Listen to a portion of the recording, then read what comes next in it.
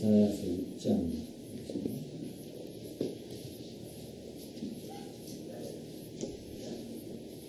우시야 왕이 죽던 해에 내가 본즉 주께서 높이 들린 보좌에 앉으셨는데 그 옥자락은 성전에 가득하였고 수라들을 모셔뒀는데 각기 6날개가 있어 그 둘러는 그 얼굴을 가렸고 그 둘러는 그 발을 가렸고 그 둘러는 나누며 서로 청화하여 가되 거룩하다 거룩하다 만군의 여호와여 그 영광이 온 땅에 충만하다.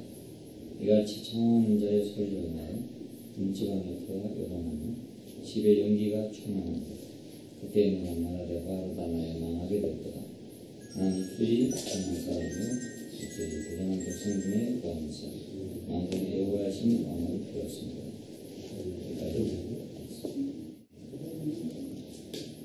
만유를 포함한 그리스도 세 번째입니다. 지난 시간에 싹과 땅의 소산이신 그리스도에 대해서 말씀드렸는데 이것은 이제 하나님의 발전 형태입니다. 하나님의 발전 형태라는 말이 좀 이상하지만 영이신 하나님이 어떤 다른 형태로 뻗어나온다는 뜻입니다. 싹이라는 것은 새로운 가지가 뻗기 위해서 나오는 것이고 이새의 줄기, 이새의 싹 이런 거 나오는데 그것은 다윗을 얘기합니다. 그럼 이새는 왕가가 아니거든요. 그런데 다윗이 하는 싹이 나와가지고 이제 왕가가 되는 겁니다.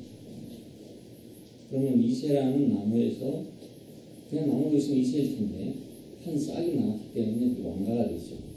그래서 이새의 싹, 이새의 줄기 이런 말이 나오는데 여기서 나오는 말입니다. 싹이라는 말이 여호와의 싹이라는 말이. 그래서 여호와도 영이신 하나님인데 그 형태에서 다른 형태로 바꿔지기 위한 싹이죠. 성육신으로 바꿔지기 위한 싹입니다. 영이신 하나님, 언제 영이신 하나님입니까? 그 형태밖에 없어요. 그게 발전이 안 되죠. 결국 사람과의 교통에 불가능하잖아요. 영이신 하나님이고 우리 육인 사람이니까.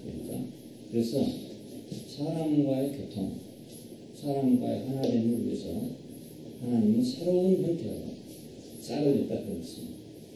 이 싹이 바로 그리스도입니다. 예, 그러니까 하나님의 발전 형태라고 할 수 있죠. 싹이라는 말. 하나님도 발전하신다. 우리가 이렇게 알아야 합니다. 이 문제를 아직도 사람들이 다 제대로 소화하지 못해서 지금도 하나님 하늘에 계신 영, 눈에 보이지 않는 그런 절대자 이렇게 지금도 그렇게 생각하고 있습니다. 물론 그분은 그냥 그대로 있지만 그분은 때를 따라서 계속 자기의 형태를 변화시켜가지고 마지막에 최종적으로 사람이라는 형태까지 아들이라는 형태까지 변형시켰단 말이에요. 그것은 싹을 통해서 그렇습니다. 네, 그러니까 성육신의 싹입니다. 이새의 집에서 다윗이라는 왕이 나왔다. 이것은 마치 꼭 뭐 이런 말을 하면 개천에서 용났다는 식으로 그런 식입니다. 미꾸라지가 옮겼다는 그런 말과 마찬가지입니다. 전혀 새로운 싹이 나왔다는 거죠. 이새의 가족을 갖다가 평민의 가족을 왕가로 만들어낸 것입니다. 마찬가지로 하나님의 하나님이라는 나무가 성육신이라는 형태로 뻗어나기 위한 싹을 봤다는 거예요. 이사야는 이걸 계시가부터 보게 됐어요. 여호와의 싹이 있다. 여호와께서는 어떤 다른 형태로 우리 가운데 와야 되겠구나. 왜냐하면 이사야가 이 말을 할 때는 아주 절망적인 시대였어요. 우시야 왕은 그런대로 이스라엘 역사, 유대 역사에서 상당히 좋은 왕에 속합니다. 근데 그 좋은 왕마저 이제 죽어버렸다. 그러니까 아주 절망적인 시기인데 이 절망적인 시기에 그럼 하나님은 지금까지 하나님으로는 안 될 거 아니겠어요? 지금까지 이끌어온 하나님만 갖고는 안 된다. 그래서 거기서 새로운 싹을 봤는데 하나님이 다른 싹으로 다른 모양으로 오실 것이다. 다른 형태로 우리를 구원할 것이다. 다른 형태로 구원하려면 다른 형태로 와야 그렇게 구원하게 되잖아요. 예. 지금까지는 그 하나님이 애굽에서 인도했고 이스라엘 역사를 이렇게 만들어 왔는데 지금 이 상황에서는 도저히 그 하나님으로는 불가능하겠다. 예. 그 하나님을 사람들이 바라보고 속게 됐다. 그냥 하나님도 어찌할 수 없다. 이런 상황이 이르렀다는 겁니다. 그러니까 그 하나님은 이제 그 하나님에 대한 절망적이죠. 그래서 이사야는 새로운 싹을 봐요. 새로운 싹을. 하나님이 새로운 길을 개척하는구나. 새로운 길을 개척하기 위해서 하나의 싹이 되는구나. 이걸 봤다는 거예요. 선지자라는 건 바로 이것입니다.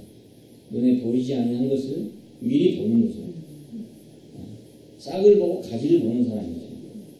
싹이 나면 이게 가지가 돼서 이 가지에서 새로운 무엇이 열리겠구나. 이걸 보는 사람이 선지자입니다. 그러니까 이사야는 그 절망적인 시대 상황에서 하나님이 그냥 그대로 계신 것이 아니라 새로운 싹의 형태로 그분을 발전시킬 것이다. 그것은 그분의 구원을 발전시킬 것이다. 이것을 본 것입니다. 하나님 이다이신 하나님이야. 언제든지 어둠이 있을 때는 빛이었죠. 빛이다. 하지만 절망이 있을 때는 소망이 되어야 되지. 절망이 있는데 빛이다 이라고 안 된다. 그러니까 항상 여호와는 새로운 싹으로 우리 다가오십니다. 하는 걸 볼 수 있고 이 싹이 최종적으로 예수 그리스도에 와가지고 성육신의 싹이 됐다. 그렇죠? 성육신이 됐다. 하나님이 사람이 됐다. 하나님 사람이 됐다. 이건 전혀 새로운 싹이잖아. 하나님 사람이 됐으니까 전혀 새로운 싹이죠. 자, 이것이 아직도 지금 사람들한테 제대로 인식이 안 되고 있는 많은 하나님의 백성들, 기독교인들한테 하나님이 사람이 된다. 이게 안 된다. 하나님이 하나님이라는 건 하는데 하나님이 사람이 된다. 이게 이제 안 되는 거예요. 이 사람은 벌써 BC 740년 되는데 이때 벌써 이 싹을 봤고 이 싹이 발전해가지고 예수 그리스도 그리고 사도들에게서 예수가 바로 이 사람이다. 이렇게 알게 된 것입니다. 바로 성육신하신 분이다. 이사야가 봤던 그 싹이다. 이런 말. 가지를 뻗어놨다. 새로운 가지가 나왔다. 그리고 땅의 소산이라는 말은 재생산하는 겁니다. 땅에다가 뿌리면 무엇이든지 30배, 60배, 100배로 불어나지. 땅의 소산이라는 말은 이 싹이 그냥 있는 게 아니고 30배, 60배, 100배로 불어나기 위한 싹이. 성육신은 왜 필요한가? 그것은 여호와는 재생산이 불가능해요. 그렇잖아요? 하나님이 재생산되면 하나님이 여러 개 될 거 아니겠어요? 그러니까 하나님은 재생산이 불가능해요. 성육신을 통해야만 재생산이 가능해요. 그러니까 가지가 뻗는 이유는 재생산을 위한 것이죠. 이건 성육신의 재생산을 위한 것이기 때문에 성육신이 예수라는 사람 한 사람에게서 고정되고 끝나려고 하는 것이 아니고 이 재생산하려고 하는 거예요. 하나님이 재생산하시기 위해서 자기를 다른 형태로 재생산시키기 위해서 싹이 된 것이고 성육신이 된 것이니까 성육신 안에서 우리를 포함하고 성육신 안에서 우리를 끌고 성육신 안에서 우리와 함께 재생산이 된다. 이 재생산이 바로 교회입니다. 그래 교회는 다른 말로 하면 또 다른 하나님의 싹이죠. 또 다른 가지니까 예수님은 성육신이라면 교회는 성육신의 재생산입니다. 재생산이 시작합니다. 이걸 예수님께서는 하나의 밀로 비유했습니다. 하나의 밀 땅에 떨어 죽으면 많은 명 맺고 죽지 않으면 그냥 그대로 있다. 그건 자기 자신의 재생산을 암시하는 그런 말이었습니다. 신선한 생명, 하나님의 생명은 어떻게 해서 인간적 생명으로 재생산되느냐. 이게 이제 과제입니다. 이게 과제. 신선한 생명들이 있고 사람들이 있고 그럼 영원히 이건 신선한 생명을 땅에 얻게 되죠. 지금 많은 사람들이 생각하기를 신선한 생명은 하나님밖에 없다 이렇게 생각합니다. 그러니까 이것이 바로 절망적인 문제예요. 신선한 생명은 반드시 인간적인 생명을 통해서 재생합니다. 인간의 생명을 재생합니다. 모든 생명이 사실은 다 그래요. 모든 생명이 그 씨를 보면 별거 아닌 것 같은데 그 열매가 될 때 보면 이제 확대되고 커지거든요. 씨를 보고는 누구도 열매를 할 수 없어요. 호박 씨를 보고서 큰 호박을 누구도 상상할 수 없다고. 근데 그 씨가 심어지면 호박이 됩니다. 씨 맛하고 호박 맛은 전혀 다르죠. 먹는 건 뭘 먹냐? 호박 씨를 먹는 게 아니고 호박 살을 먹게 돼요. 신선한 생명은 어떻게 땅에서 재생되느냐? 그건 인간의 생명을 통해서, 인간적인 생명을 통해서 재생산된다. 확장된다. 그래서 하나님은 인간을 창조하셨어요. 그러기 위해서. 당신의 재생산을 위해서. 하나님 자신은 스스로 생산이 안 되니까. 인간을 통해서 재생산되기 위해서 하나님 사람을 창조하셨습니다. 그러니까 오늘 사람이 타락이 됐다 해도, 아무리 타락했다 하더라도 하나님은 이 재생산을 하려면 역시 사람이 필요하기 때문에 구속을 하는 것입니다. 네. 사람을 통하지 않고는 재생산이 안 되기 때문에 그 사람을 다시 구속해야 됩니다. 다시 찾아와야 된다. 네. 원인처럼 다시 찾아와서 재생산할 수 있도록 찾아와야 됩니다. 잃어버린 밭을 다시 찾아와야 된다. 그런 뜻입니다. 네. 밭이 그 엉겅퀴에게 완전히 그냥 먹혀가지고 엉겅퀴 밭이 돼버렸다 하더라도 농부는 그 땅밖에 없으니까 다시 엉겅퀴를 치우고 밭을 찾아가야 되거든요. 마찬가지로 구속은 우리를 원위치로 찾아오는 거거든요. 싹과 땅에 솟아나신 그리스도, 만유를 포함한 그리스도란 말은 그리스도는 싹으로도 표현되고 땅의 솟아나로도 표현된다. 그런 뜻입니다. 만유를 포함한. 그리스도 안에는 싹도 있고 땅의 솟아나도 있고 그렇죠. 그리고 그리스도가 있다면 싹도 그리스도가 될 수 있고 땅의 솟아나도 그리스도를 표현하는데 사용할 수 있게 돼요. 그리고 두 번째는 천막과 장막이었습니다. 이것은 하나님의 권익을 위한 것이죠. 천막은 어디 쳐졌냐? 그건 백성의 집회국에 쳐집니다. 구름이, 영광의 구름이 백성의 집회국에 쳐진다. 그랬죠? 그 영광의 덮개가 되었는데 이것은 하나님의 백성의 집회는 하나님의 권익입니다. 다시 말하면 하나님의 위용이고 위엄이고 하나님의 세력이고 권세고 그렇죠. 하나님이 아무리 하늘에 계신다 하더라도 스스로 권세가 있다 하더라도 그 백성이 없다면 땅에서는 전혀 권익을 행사할 수 없어요. 그러니까 하나님의 백성은 하나님이 그만큼 자기의 권익을 확보했다는 거거든요. 그래서 오늘 하나님의 백성이 많이 움직여야 될 필요가 있는 이유가 바로 그것입니다. 하나님은 하나님의 백성을 모아야 될 이유가 바로 거기 있어요. 그래야만 하나님의 권익이 보호가 됩니다. 권익이 보호가 됩니다. 자, 그냥 우리가 집회를 하는 것은 단순하게 말씀을 듣기 위해서 꼭 집회를 한다 이런 것보다 그것은 하나님의 권익에 대한 시위예요. 권익에 대한 시위. 우리가 모일 때마다 하나님을 찬송하는 것은 하나님의 권익에 대한 시위죠. 세상에 대해서. 세상은 우리가 모이는 모임을 보고 이상하다고 생각할지 모르지 않겠어요? 뭐 일 없이 이렇게 모이는가? 이 생각이 든다. 근데 하나님 편에서는 그건 자기 백성이야. 세상은 아무리 써도 자기 백성이 아니니까. 자기 백성이 모임으로 말미암아서 하나님은 자기의 권익이 선포되기 때문에 그 후에 그분의 영광의 천막을 친다는 것입니다. 바로 그리스도는 우리 백성의 그 영광이 되기 때문에 그래서 이 천막이 바로 그리스도가 되는 겁니다. 그리스도는 하나님 백성의 천막이다. 그리고 장막이라는 말은 이것은 이제 집이라는 뜻인데 거처라는 말인데 이것은 은혜의 보호를 위한 거죠. 하나님 자기 백성을 보호하려면 집이 있어야 돼요. 광야에 있을 수 없기 때문에 그래서 은혜의 보호를 상징하는 것인데 예수 그리스도는 바로 우리의 보호고 우리의 보장이거든요. 우리의 장래는 그분에 걸렸어요. 그분의 어떠하심이 곧 우리의 어떠함이 된단 말이에요. 그러니까 그분은 우리의 보호고 그분은 우리의 보장이죠. 우리의 보증이죠. 그분이 성육신 하셨음으로 말미암아 우리가 성육신을 할 것에 대한 보장입니다. 그분이 승천하심으로 말미암아 우리가 승천할 것에 대한 보장입니다.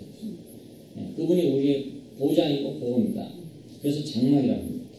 자, 천막과 장막이신 그리스도는 하나님의 권익을 말했습니다.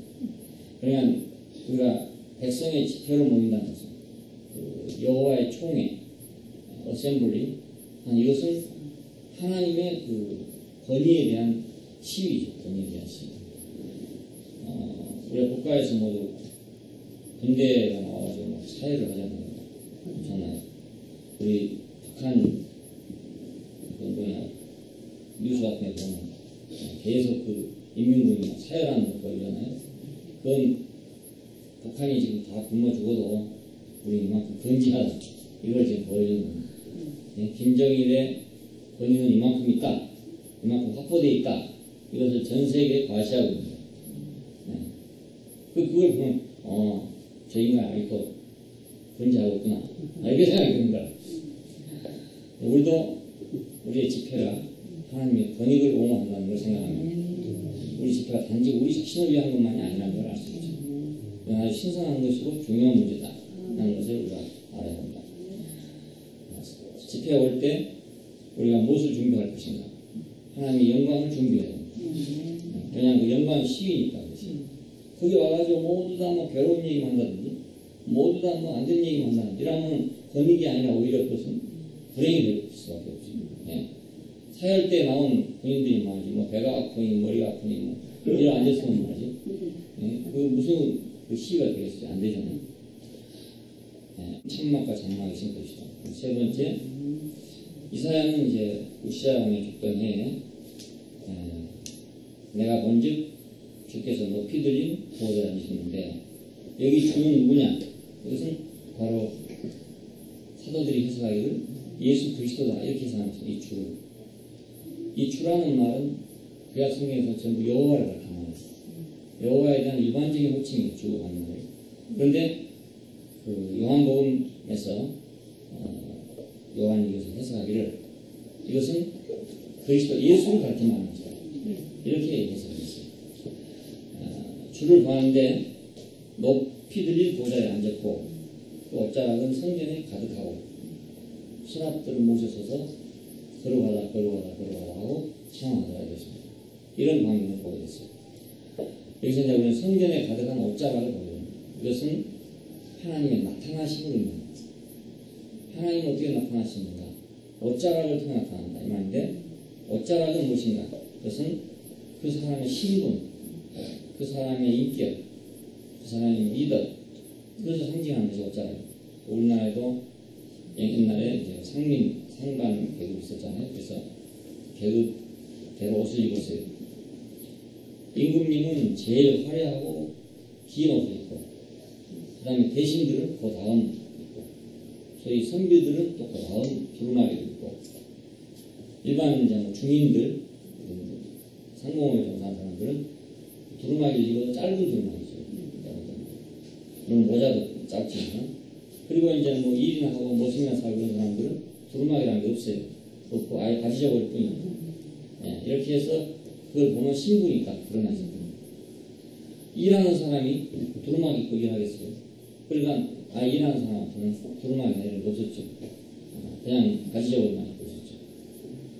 우리는 어디 나갈 때 반드시 왜 바깥에 입는 옷을 입고 나갔어야 했어요. 서양 사람들은 외투를 입고 사람을 만날 때는 그걸 벗고 만나잖아요. 정장 하면 외투를 벗고 만나는데 우리는 그 외투를 입은 채로 만나요. 벗어버리면 그것은 안 되는 거예요. 근데 여기서 말하는 성전의 옷자락에 들어가는 부분은 제사장의 옷자락을 얘기합니다. 제사장은 백성 가운데서 가장 긴 옷을 입은 사람, 그리고 가장 화려한 옷을 입은 사람, 발에 끌리는 옷이다. 요한계시록 1장에 보니까 그 예수님의 모습을 발에 끌리는 옷을 입은 옷이다. 그러니까 이렇게 나왔어요. 이것은 그의 인격과 미덕이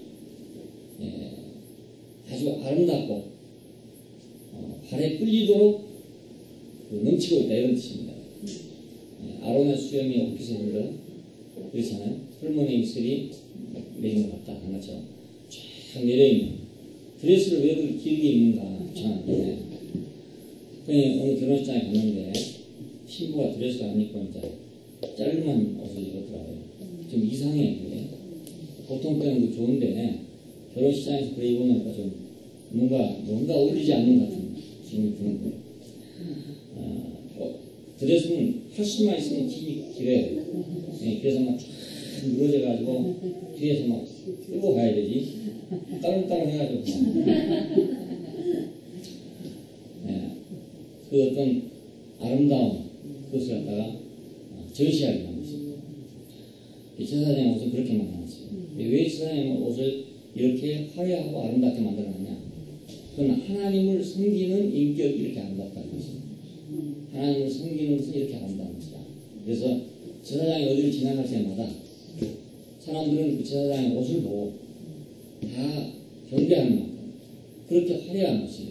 이걸 본다는 것이 요즘에 이제 교황의 옷입니다. 옷이 막 제사장 옷처럼 길잖아요. 그리고 추기경도 망토 같은 긴 걸 입더라고요. 이걸 뽕따서 이제 하는 것입니다. 하나님을 섬기는 미덕을 하는 하나님을 섬기는 것은 이렇게 아름다운 것이다. 옷은 그 사람의 인품을 보여주고 있는 거기 때문에 아무리 뭐 훌륭한 사람이 나더라도 바지저고리만 입고 있으면 농부처럼 보인다. 그러니까 두루마기를 잘 입고 있어야 이제 선비처럼 보이게 되고 하겠어요. 하나님을 섬기는 인격은 아름답다. 그래서 제사장은 지나갈 때마다 방울 소리가 나야 돼 있어요. 옷자랑 밑에다 방울을 달아가지고 방울이 울리도록 되어 있다고.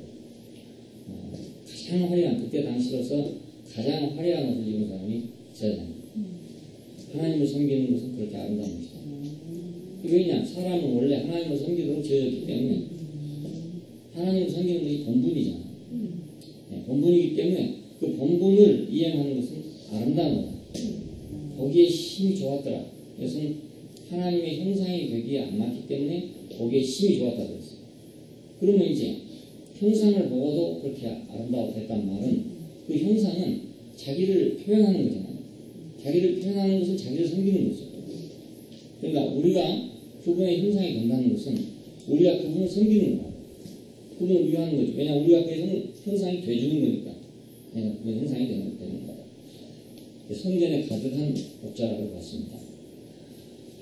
그러면 여기서 이제 옷자락이 가득한 한 사람을 봤는데 이것이 하나님은 스스로 그냥 하늘에서 나타나는 게 아니고 인격의 미덕을 통해서 나타나십니다.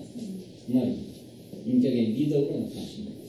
근데 요즘은 이상해가지고 인격의 미덕을 통해 나타나시는 하나님이 아니라 뭐 이렇게 한 방에 막 어떻게 하는 거, 뭐 능력이 나타난다든지 뭐 기적이 나타난다든지 이런 걸 보고 사람들은 하나님하고 막 찬양하고 박수를 치고 이러거든요. 그건 인격으로 나타나는 하나님이 아니죠. 그건 불이나 바람이나 구름이나 이런 것으로 나타나는 하나님이지 결코 인격으로 나타나는 하나님이 아니에요. 그건 아름답지 않아요. 모르겠어요? 내가 손을 얹어서 누구한테 기도를 했더니 병이 확 나왔다. 그러면 놀라운 일이긴 해도 아름다운 건 아니잖아요. 아름다운 건 아니에요. 제사장의 옷은 아름다운 옷입니다. 예수 그리스도의 옷은 아름다운 옷이다.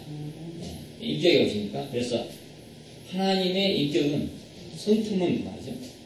인격의 미덕을 통해서 나타난다는 말이죠. 하나님의 어떤 능력은 불이나 이런 걸 통해 나타날 수 있을지 모르겠어요.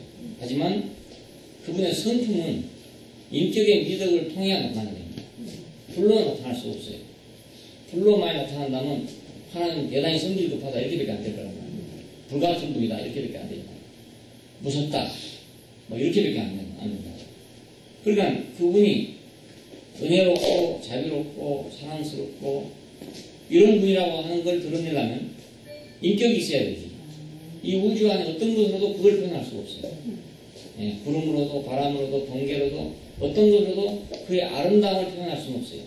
오직 인격으로 밖에는 그의 아름다움을 표현할 수 없어요. 자, 제사장은 뭔가 그 인격을 통해서 하나님을 나타내는 사람이 바로 제사장입니다. 그러니까 하나님은 인격의 미덕을 통해서 나타나십니다. 그래서 누구도 하나님을 본 일이 없다고 그랬습니다. 요한복음 1장 18절에는 자고로 하나님을 본 사람이 없다. 그런데 독생하신 하나님이 나타내셨느니라. 자고로 하나님을 본 사람이 없으되 독생하신 하나님이 나타나셨느니라. 자, 누구도 하나님이 본 일이 없다는 말은 불이나 구름이나 번개를 본 일이 없다는 말이 아니거든요. 그것은 그분의 능력이지 그분 자신의 성품이 아니겠죠. 왜 예수를 보고서 비롯하는 말이 독생하신 하나님이 나타났다 이렇게 말하냐면 그 능력을 보고 하는 말이 아니고 그 하나님의 성품이 그를 통해서 드러났기 때문에 그래서 하는 말이에요. 하나님을 본 일이 없었다. 본 일이 없었다. 자, 이사야는 이 인격의 미덕으로 나타나신 하나님을 봤다는 것입니다. 예, 자고로 하나님 본 사람이 없었는데 이사야는 이때 이미 이 인격 안에 나타난 하나님을 봤다는 것입니다. 그리스도의 인격적 미덕 안에 하나님이 나타났다. 이것이 신약의 증거입니다. 하나님은 옛날에는 뭐 불 가운데서, 물 가운데서, 바람 가운데서, 전쟁 중에서 이렇게 나타나신 하나님이고요. 그런데 신약의 증거는 뭐냐면 그분의 인격의 미덕을 통해서 그분의 성품이 나타났다. 이것이 신약입니다. 신약. 완전히 달라야 됩니다. 구약은 하나님의 어떤 행동을 말하면 신약은 하나님의 성품을 얘기해요. 네. 그 성품을 드러내는데 누가 필요했냐면 예수가 필요한 것입니다. 네. 능력을 나타내는 데는 예수보다 더한 사람이 훨씬 많죠. 모세든지 엘리야든지 예수님보다 훨씬 더 능력이 많잖아요. 네. 그러니까 예수님의 필요성은 어디 있냐면 그분의 성품을 인격의 미덕을 통해서 나타냈다는데 의미가 있어요. 예수님의 의미는. 존재적인 의미가 있어요. 자, 이것이 이제 우리가 성막 안에 보면 전부 그대로 나타나는데 조각목으로 짜고 금을 입혔다. 그 조각목은 인성입니다. 조각목이 어떤 모양에 따라서 금은 그 모양에 따라서 입혀지게 되어 있었어요. 이렇게 나무를 이렇게 짜놓고 여기다 금을 입혔으니까 이 나무 모양대로 금이 입혀지죠. 그러면 나무가 둥글면 금도 둥글게 돼요. 나무가 네모나면 금도 네모나요. 네, 금이 스스로 모양을 가진 게 아니기 때문에 조각목으로 짜고 금을 입혔다. 자, 이것이 이제 성육신을 예표하는 거죠. 아, 하나님은 이렇게 나타나는구나. 조각목에 의지해서 나타나는구나. 조각목에 의지해서. 당신의 형상은 조각목에 의지하는구나. 둥근 형상이 되려면 둥근 나무가 있어요. 네모난 형상이 되려면 네모난 나무가 있어요. 그 나무는 바로 사람의 인성이기 때문에. 그게 아름다우면 아름답게 나타나고, 거칠면 거칠게 나타날 수밖에 없죠. 가시나무에다가 금을 입히면 역시 금가시나무가 되겠습니다. 아무리 금이라더라도. 그러니까 조각목으로 짜고 금을 입혔다. 자, 제사장의 봉사로서 하나님의 성막이 움직여집니다. 예, 성막은 존재적으로 존재하지만 제사장이 들어가서 봉사를 해야 그것이 움직여져요. 활동을 해요. 우리가 자동차를 운전사가 들어가서 시동을 걸고 움직여야 차가 움직이듯이 성막은 제사장의 봉사를 통해서 활동하야 됩니다. 예, 그리고 성막에서 나오는 은혜, 그것은 제사장의 봉사를 통해서 나오게 됩니다. 그러니까 하나님은 저절로 그냥 나타나는 분이 절대로 아니고 제사장의 봉사를 통해서 드러나십니다. 예, 이것이 최종적으로 그리스도의 구속 사역으로 완성되게 됐습니다. 그 조각목을 짜고 금을 입혔던 것이나 제사장의 봉사로 활동했던 성막이나 이것은 예수 그리스도의 구속을 통해서 하나님이 완전하게 드러나게 됐다. 그분의 영광과 그분의 의와 그분의 거룩이 모순 없이 드러나게 됐다. 의가 드러나려면 은혜가 안 드러난다. 은혜가 드러나려면 의가 안 드러난다. 의가 있는 곳에는 은혜가 나올 수 없고 은혜가 있는 곳에는 의가 나올 수 없었어요. 그래서 하나님이 어찌할 수가 없었는데 그리스도의 구속으로 말미암아서 하나님의 의와 그분의 은혜가 충돌 없이 드러나겠다는 겁니다. 그러니까 여기서 인격이 왜 필요한가? 바로 하나님의 성품이 온전하게 드러나기 위해서는 이 인격의 미덕이 없이는 안 된다는 것입니다. 불로 뭐 한방 박살내는 건 쉬운데요. 바람으로 뭐 태풍같이 한번 몰아치는 건 쉬운데 그러면 하나님 자신의 어떤 묘는 행동을 드러나잖아요. 그런데 성품에는 결함이 생겨요. 결함이 생겨요. 그러니까 누군가 이것을 완성했어야 됩니다. 그리스도가 십자가에서 죽으심으로써 인격을 완전하게 드림으로써 하나님은 이제 그 인격 위에는 완전하게 의롭다고 말해도 되고 거기다가 완전하게 은혜를 베풀어도 되고 거기다가 완전하게 영광스럽다 해도 되고 모든 걸 다 거기다 하나님께서 내놔도 전혀 모순이 안 된다. 의를 내놓으려고 하면 인간이 죄에서 은혜를 내놓으려고 그러면 하나님의 의가 걸리고 이게 하나님의 모순입니다. 모순인데 그리스도의 죽으심을 통해서 그분의 의와 그분의 거룩과 그분의 은혜가 전혀 충돌 없이 드러나겠습니다. 어떤 땅에도 다 뿌려질 수 있는 씨가 있다는 건 좋겠어요. 그런데 씨는 땅을 찾거든요. 어떤 땅을 찾는다고. 어떤 기후, 어떤 땅을 찾아서 식물이 나거든요. 그냥 나는 게 아니에요. 그래서 제주에서 나오고 있는 식물이 육재가 없습니다. 없는 게 있어요. 왜냐하면 기후가 안 맞기 때문에. 북방 한계선이라고. 제주를 북방 한계선이라고. 더 이상 못 올라갑니다. 우리 인생의 어떠함이 하나님은 한계 지역입니다. 나의 어떠함이 북방 한계선이거든요. 더 이상 올라가지 못하는 거예요. 지금까지 예수님 오시기 전까지 하나님의 북방 한계선은 제주도였어요. 그런데 예수님 오심으로써 모든 지구상에 어디도 다 재배될 수 있는 하나님이 됐단 말이에요. 한계선이 이제 없어졌다는 거예요. 이렇게 이사야는 하나님을 봤어요. 그러니까 하나님을 그냥 뭐 하나님이라는 모습으로 보는 게 아니고 그 끌리는 옷, 성전에 가득한 옷을 통해서 봤다. 성전에 가득한 옷은 그리스도의 믿음을 상징하는 건데 그걸 통해서 하나님이 이런 분이구나 그렇게 알았다고 말합니다. 그러니까 오늘 우리도 하나님들 보려고 생각하면 미친놈이 되는 거죠. 하나님 볼 수가 없잖아요. 영이신 하나님 어떻게 보겠어요? 그러니까 어디 가서 뭐 꿈을 꾼다 이렇게 해서 하나님 보려고 생각하면 그 하나님 볼 수가 없죠. 어떤 그분이 지정한 어떤 형상이 있는데 그것이 바로 그리스도의 인격이에요. 그 인격을 통해서 그분은 그분의 성품을 드러내는 분이니까 어디서든지 그 미덕이 나타나면 그 인격이 나타나면 거기서 하나님을 보는 거지. 자고로 하나님 본 사람이 없다 이거. 누구도 하나님을 볼 수 있는 사람 아무도 없어요. 모세도 하나님을 직접 볼 수 없었잖아요. 그래서 손바닥으로 덮었다가 놔뒀다고 하는 말이 나옵니다. 바위팀에다 넣어놓고 손바닥으로 덮었다가 하나님 지나가고 난 다음에 이제 손바닥 펴졌다 이렇게 말이 나옵니다. 이건 하나님 볼 수 없다는 뜻이에요. 하나님 안 보인다 이 말이에요. 보이지 않는 분. 보이지 않는 분을 봤다 그러면 이건 잘못된 거죠. 보이지 않는 분은 보이는 방식이 있으니까 그 방식으로 봐야 되는 거지. 보이지 않는 분을 자기 눈으로 봤다 이러면 안 되는 거예요. 뭐 자기 영으로 봤다 이러면 안 되는 거죠. 하나님은 자기가 보이시는 방법이 있어요. 조각목을 통해서 형상이 됐다. 조각목을 통해서 형상. 사람을 짓는 것, 사람을 통해서 형상을 시키기 위해서 지나 우리 형상을 따라 우리만 사람을 제사장의 봉사를 통해서 그분이 표현되도록 그렇게 만납니다. 이러한 하나님을 이사야가 본 것은 성경 안에서 예수를 신성한 사람으로 볼 것이냐 하나님으로 볼 것이냐 안 볼 것이냐 하는 문제의 시작이 되겠습니다.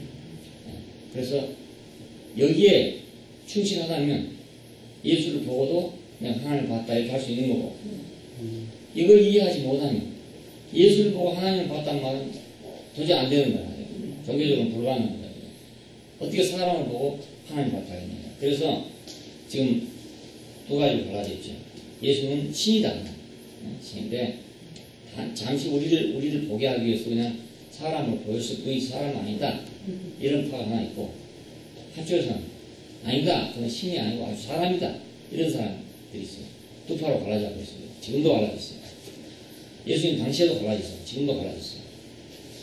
예수님은 사람이 아닌가? 사람이 그렇다고 그의 신성한 생명이 없냐? 그렇지 않아요. 왜 그렇게 될 수 있는가? 바로 조각목에 입혀져 금이다. 조각목에. 금은 조각목에 의존한다. 그러니까 하나님의 신성은 인간의 미덕에 의존한다 이것입니다. 그래서 예수를 만난 사람들이 하나님을 봤다 이렇게 되는 것입니다. 오늘 우리도 이 원칙 안에서 신학이 가능해요. 이거 없으면 신학이라는 게 없어요. 신학 자체가 불가능해요. 이런 하나님을 봤다는 건 놀라운 일이죠. 그때 당시에 예수님 오시기 전에 BC 740년경에 이 계시를 봤다는 건 놀라운 계시가 아닐 수가 없는 거죠. 이것이 만일 사도들을 통해서 예수를 만난 사건으로 연결되지 않았다면 아직까지도 그냥 예언에 불과합니다. 그런데 이 실제적인 사건이 나타나기 때문에 이사야 6장에 있는 말씀이 성취가 된 것이죠. 이제 더 이상 이건 예언이 아니고 이건 이미 성취된 사건이 되고 말았어요. 언제 이것을 봤느냐? 낙심 중에 봤다. 낙심 중에. 그러니까 사람이 낙심할 때 하나님 나타난다 이 말이 아니라 낙심 중에도 나타난다 이런 말을 할 수 있어요. 아주 절망적인 우시야 왕의 기도내다.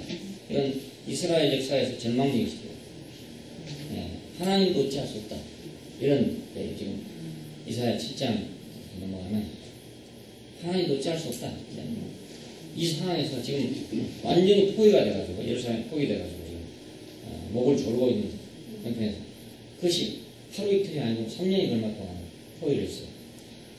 이런 상황에서 이제 도저히 살아날 길이 없다. 이번에 뭐 레바논에다가 이스라엘이 계속 폭격을 하니까 레바논 총리가 눈물을 흘리면서 휴전을 호소하고 있더라고요. 그건 마찬가지입니다. 어찌할 바를 뭐 하나님 믿는 백성으로서 백길 들어 나갈 수도 없고 하나님만 쳐다보고 있는데 하나님 아무 소식이 없고 그냥 불가능해요. 그래서 마지막에 그 말합니다. 하늘 위에서나 땅 위에서나 징조를 좀 구하십시오. 나는 구하지 않겠다. 왕이 되잖아. 나는 구하지 않겠다. 알았어요. 왜? 내가 구한들 이거 되겠냐? 하나님들 이 일을 어떻게 하겠느냐? 이랬다는 거예요. 그런데 이사야는 거기서 그럴수록 그 하나님을 아주 독특하게 그분이 나타날 것을 예언하고 있어요. 보라 천이라 잉태의 아들이 날 것이고 그 이름이 임마누엘 할 것이다. 한 말이 그 상황에서 나온 말이에요. 그러니까 낙심하고 절망적인 상황이 결코 세상적으로는 그 낙심이고 절망이지만 우리가 하나님을 알고 하나님이 우리에게 자기를 계시하는 데는 어쩌면 적절한 조건이 될 수 있다. 이걸 볼 수 있어요. 하나님의 영광은 완전히 손상됐습니다. 하나님의 백성이고 하나님의 도성이라고 하는 예루살렘이 포위가 되었습니다. 그러니까 여호와는 뭐 삼천하지에 이런 여호와가 없다. 우리 하나님 같은 이가 없다. 뭐 이랬는데 이제 그 하나님의 도성이 지금 포위가 되고 있습니다. 그 하나님의 이름이 어디 가서 자랑을 하겠으면 어디 가서 그 명함만 하겠냐 이 말입니다. 영광이 완전히 손상됐어요. 그런가 하면 온 백성이 다 부패해가지고 왕으로부터 관료에게까지 전 백성이 다 부패해가지고 우상을 숭배하고 그런 상황에 빠졌단 말이에요. 그러니까 어딜 봐도 가능성이 없는 거예요. 어딜 봐도 가능성이 없어요. 이런 속에서 계시를 보게 됐어요. 주요 왕이신 만군의 여호와를 내가 뵙다. 주요 왕이신 만군의 여호와를 내가 뵙다. 이 주요 왕이신 만군의 여호와가 바로 누구를 가르쳐 말하는 것이었냐? 이것이 주를 가르쳐 말하는 것이었다. 이렇게 사도들이 해석을 해요. 이것은 주를 가르쳐 말하는 것이다. 예수를 가르쳐 말하는 것이다. 높은 보좌에 앉았더라. 이 말은 지금 높은 보좌가 아니라 지금 형편없는 보좌 아니겠어요? 현실적으로는 임금이 지금 포위 당해가지고 잡혀갈 판인데 높은 보좌가 어디 있겠어요? 비참한 보좌죠, 지금. 비참한. 그냥 높은 보좌에 계신 분 같다. 성전에 가득한 옷자락을 입고 있는 분 같다. 그리고 스랍들이 찬양하는 모습을 봤다. 이건 모두 이제 천사들이 거룩하다 노래를 부르는. 그러니까 현실의 상황과는 전혀 다른 걸 봤다 이 말이에요. 완전히 다른 어떤 상황을 지금 봤어요. 성전에 연기가 가득하더라. 연기가 가득하다는 말은 하나님의 영광이 가득하다 이 말이거든요. 그러니까 바깥은 지금 완전 절망 상태인데 성전 안에는 절망과는 전혀 상관없는 하늘에 어떤 광경이 보였다는 거예요. 그 광경이 보인 것입니다. 그러니까 우리가 우리의 어떤 현실적인 상황만 보면 안 되고 성전 안에 있는 상황을 봐야 돼요. 그래야 우리가 희망이 생깁니다. 성전 안에 있는 상황을 봐야 돼요. 이것은 오늘 우리는 그리스도 안에 있는 상황, 그걸 봐야 되는 거죠. 우리를 볼 게 아니고 내 상황을 볼 게 아니라 그리스도의 사정을 봐야 된다. 내 필요를 볼 게 아니라 그리스도의 필요를 봐야 돼요. 그가 나를 왜 필요로 하는가 이걸 알아야 내가 그 앞에 당당할 수 있게 되지. 내 필요를 가지고 하나님 찾아가면 아무리 찾아가도 내가 불안한 거야. 왜냐하면 내가 그 필요를 요구할 만한 자격이 없어져요. 마지막에 자격 없는 사람이라는 게 발견돼요. 처음에 때를 쓰다가도 과연 나는 이걸 요구할 수 있는 자격이 있는가라는 자문이 들어오면 자기는 어차피 자격이 없단 말이에요. 그러니까 그분의 필요가 무엇인가를 알 때 왜 나를 찾았는가? 왜 나를 필요로 했는가? 그분이 나를 의지하려고 필요했구나. 이걸 알아야 내가 담대해지는 거죠. 네, 자기를 갖고는 담대할 수 없어요. 이 선지자는 격려를 받았습니다. 그런데 격려를 받자마자 엎드렸다고 합니다. 땅에 엎드려서 바로다 나이가 망하게 되었다고 합니다. 왜 갑자기 이런 광경을 보고 바로다 나이가 망하게 되었다 했냐면 낙심돼서 하는 말이 아니고 그것은 자기가 지금 이스라엘의 상황을 보고 하나님의 성전에 들어가서 그 절망적인 상황을 가지고 들어갔다고 말입니다. 그것이 부끄러웠다는 말입니다. 예. 성전의 상황을 보니까 전혀 지금 손색이 없는 완전한 상황이 지금 있는데 자기는 각계 사정을 가지고 하나님의 성전에 들어갔던 겁니다. 기도하기 위해서 들어갔죠. 들어가서 그걸 가지고 이제 내놓으려고 했는데 이 높이 들린 보좌에 앉으신 이가 있고 끌리는 옷자락을 입은 이가 있고 스랍들이 화창 장황하는 모습이 있고 연기가 가득한 모습을 보고 나서 자기는 아이고 내가 망하게 됐구나. 내가 하나님을 몰랐구나. 이런 뜻입니다. 내가 이 상황을 몰랐구나. 내가 모르고 하나님을 원망했구나. 이런 뜻이죠. 예, 내가 이 세상 상황만 보고 바깥 상황만 보고 내가 하나님을 무시했구나. 이런 뜻입니다. 그래서 바로다 나야 망하게 됐다. 예, 자기는 낙심해가지고 이스라엘의 상황을 통탄한 마음으로 들어갔어요. 예, 하나님 어찌 이럴 수가 있습니까? 이렇게 들어갔다는 말이에요. 어찌 이럴 수가 있습니까? 이런 상황을 보고도 어찌 이렇게 있을 수가 있습니까? 그리고 어찌 이 지경이 됐습니까? 이 얘기를 하려고 들어갔는데 그는 거기서 그만 엎드려가지고 나를 망하게 됐다. 내 입술은 불량한 가운데 있습니다. 제가 말을 잘못했다 이 말입니다. 그랬더니 숯불로 가져다가 입술을 찢었어요. 그래서 화저로 담에서 취한 바 피운 숯을 손에 가지고 내게로 나눠와서 그것을 내 입에 대면 가로되 보라 이것이 내 입에 닿았으니 네 악이 제하여졌고 네 죄가 사하여졌느니라 하는 말씀이 있습니다. 권해심을 받은 경로가 바로 이것입니다. 그리스도 안에 나타난 영광을 보고 거기서 자기는 망했구나. 내 말을 할 것이 아니고 이 얘기를 해야겠구나. 백성 앞에 너희가 왜 그러냐 든지 우리의 상황은 이렇다든지 얘기를 해야 될 일이 아니고 성경에서 본 이걸 얘기해야 되겠구나 이겁니다. 그분은 지금 높이 들린 보좌에 앉아있고 긴 옷자락을 입고 있는 분이면 자 그분은 스라들에게 이렇게 찬양을 받는 분이다라는 걸 제가 백성 앞에 전해야 될 사람으로 제가 인식하게 된 것입니다. 옛날 입술은 숯불로 지어져버렸으니까 옛날 입술이 없어진 거죠. 그리스도 안에 나타난 그 영광을 선포하십니다.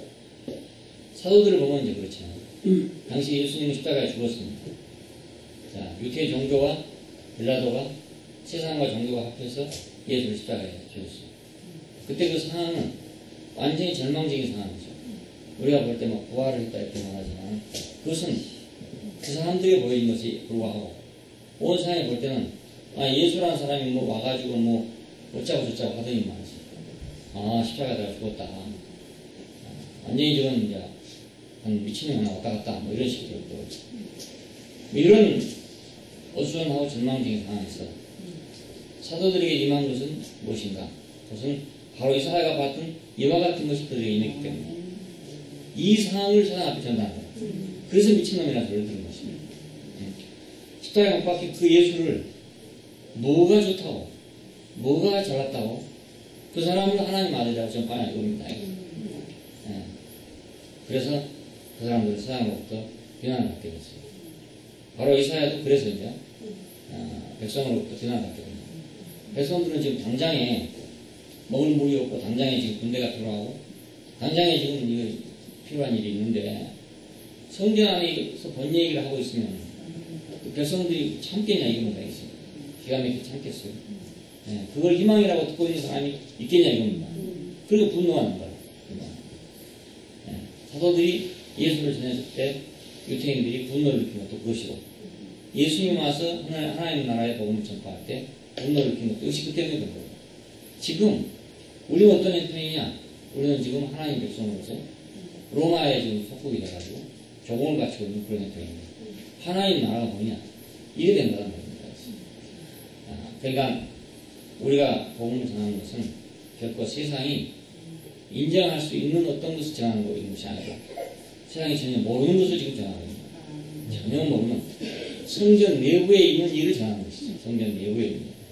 세상 바깥에 있는 일을 전하는 게 아니고 성전 내부의 사정을 세상 앞에 알리는 것입니다. 이 신성한 영광, 이것은 인격의 미덕을 통해서 나타난다.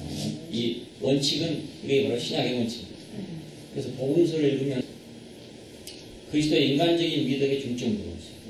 복음서 전체는 예수가 사람이었다는 사실에 대해서 이제 중점을 두고 있고, 그분이 참 사랑스럽고 자비로운 분이시다, 백성과 함께 그리신 분이다, 이런 면에 중점을 두고 있습니다. 그런데 이제 사도행전 이후의 서신서를 보면 이 인간적인 미덕보다는 그리스도의 신성한 영광에 중점을 두고 있습니다. 예, 왜 그러냐면 그가 오신 것은 인간적인 미덕 가운데 나타나신 하나님 오셨지만, 그분이 백성들에게 사도들을 통해 보여진 것은 뭐가 보였냐면 높이 들린 보좌에 앉으시니까 됐다. 그래서 세상 앞에 그들이 그분을 표현할 때는 신성한 영광 안에 계신 그리스도를 표현해요. 사도행전 이후에는 예수 그리스도란 말을 보면 그리스도 예수란 말이 사용되고 있어요. 왜냐하면 그리스도란 말은 이제 그의 직임이니까 영광의 상징이죠. 예수란 말은 나사렛 목수의 아들이라는 말이고, 그리스도란 말은 하나님 기름 부은 자라는 말이고요. 그래서 그리스도 예수란 말이 더 많이 쓰여지고 있어요. 예수는 하나님을 섬기는 인간적 미덕 안에서 표현된 신성한 영광을 지닌 사람이죠. 사람이냐 신이냐 이 문제가 아니고, 사람이냐 신이냐 그 문제가 아니고, 인간적인 미덕 안에서 표현되는 하나님의 영광을 지닌 사람입니다. 그러나 사람이냐 신이냐 이게 문제가 아니잖아요. 사람의 미덕 안에서, 사람이지만 그냥 사람이 아니고, 그 사람의 미덕 안에서 제사장이 하나님을 섬기는 사람인 것처럼 하나님을 섬기는 그 미덕 안에서 표현되는 하나님의 신성한 영광을 지닌 사람이라는 거예요. 그러니까 이 사람을 놓고 뭐 사람이냐 신이냐 이랬었는 아니요. 출제가 잘못된 거죠. 출제가 잘못됐으니까 대답도 잘못 나올 수가 없거든요. 그래서 한쪽에서는 신이다, 한쪽에서는 인간이다, 한쪽에서는 신도 되고 인간도 된다, 이렇게 이해하고 있습니다. 크게 세 가지가 나옵니다. 신도 되고 인간도 된다. 그 말은 그걸 절충하기 위한 말이죠. 모순 없이 하려고 교리적으로 한 말이지만, 그걸 어떻게 우리가 이해하겠어요? 이해할 수 없죠. 무슨 말인지 자기도 모르고 아무도 모르고, 단지 양쪽이 있으니까 그걸 두 개 절충해 놓은 말에 불과한 것이죠. 절충 아니지. 결코 자기가 아는 것이 아니다.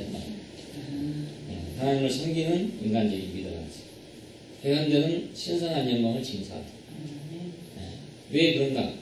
하나님은 신성한 영광은 인간적인 미덕을 통해서 표현합니다. 하나님 이 원칙 때문에, 이 원칙을 안다면 이건 쉬운 일이죠.